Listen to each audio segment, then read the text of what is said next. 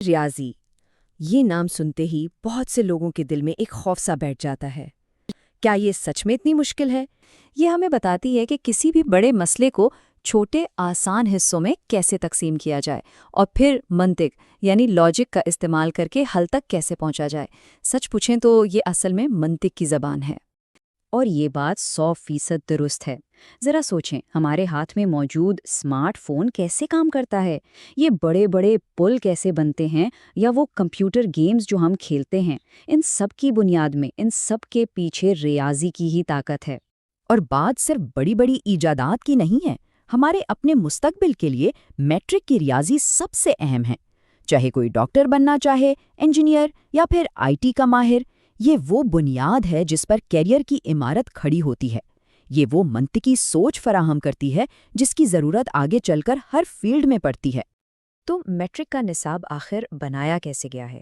کیا یہ بس کچھ موضوعات کا ایک بے ترتیب مجموعہ ہے، یا اس کے پیچھے کوئی گہری منصوبہ بندی ہے؟ آئیے دیکھتے ہیں کہ یہ 2 سال کا سفر کس طرح ایک سوچی سمجھی کہانی کی طرح ہے، جہاں ہر باب اگلے باب کے لیے راستہ بناتا ہے۔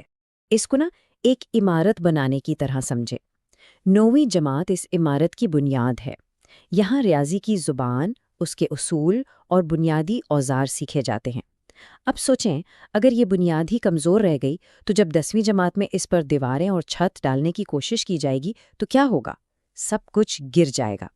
10ویں جماعت میں انہی اوزاروں کو اصل مسئلوں پر استعمال کرنا سکھایا جاتا ہے۔ اچھا، تو اب آتے ہیں امتحانات کی طرف۔ امتحان میں اصل میں کیا چیز اہم ہے؟ کیا صرف فارمولے رٹ لینا کافی ہے؟ نہیں، بالکل نہیں۔ بورڈ کے امتحانات یادداشت کو نہیں بلکہ سمجھ کو پرکھنے کے لیے بنائے گئے ہیں۔ وہ یہ دیکھتے ہیں کہ جو کچھ سیکھا ہے اسے استعمال کیسے کیا جا سکتا ہے۔ امتحان کا جو فارمیٹ ہے وہ بھی مختلف صلاحیتوں کو جانچنے کے لیے بنایا گیا ہے۔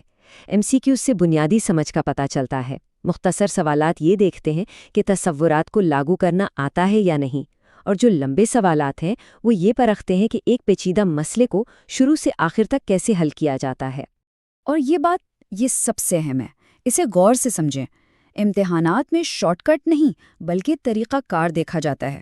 اگر سارے سٹیپس ٹھیک ہیں لیکن آخر میں حساب کی چھوٹی سی غلطی کی وجہ سے جواب غلط آ گیا، تب بھی نمبر ملیں گے۔ اس سے صاف ظاہر ہوتا ہے کہ امتحان لینے والے یہ دیکھنا چاہتے ہیں کہ سوچا کیسے گیا ہے۔ تو پھر کامیابی کا راز کیا ہے؟ کیا دن رات کتابوں میں لگے رہنا؟ نہیں، بلکہ اسمارٹ طریقے سے پڑھنا۔ اب ہم ان طریقوں پر بات کریں گے جو نہ صرف اچھے نمبر دلوانے میں مدد دیں گے بلکہ ریاضی میں اعتماد بھی پیدا کریں گے۔ کامیابی کے لیے روزانہ تھوڑی سی مشق بہت ضروری ہے۔ اگر کوئی کانسیپٹ سمجھ نہ آئے تو اسے چھوڑے مت، مدد لیں۔ اور جب کوئی غلطی ہو جائے تو مایوس ہونے کے بجائے اسے سیکھنے کا ایک موقع سمجھیں۔ یہ جاننے کی کوشش کریں کہ غلطی کہاں ہوئی تاکہ وہ دوبارہ نہ ہو۔ اور یہ بات اس پورے تجزیے کا نچوڑ ہے۔ ریاضی کی مشکل خود اس میں نہیں بلکہ ہمارے سیکھنے کے طریقے میں ہے۔ اگر 9ویں جماعت میں زنجیر کی ایک کڑی بھی ٹوٹ گئی تو 10ویں کی اگلی کڑی کو جوڑنا تقریباً ناممکن ہو جاتا ہے۔ تو آج سے ہی ریاضی کو ایک بہاؤ، ایک فلو کے طور پر دیکھنا شروع کریں۔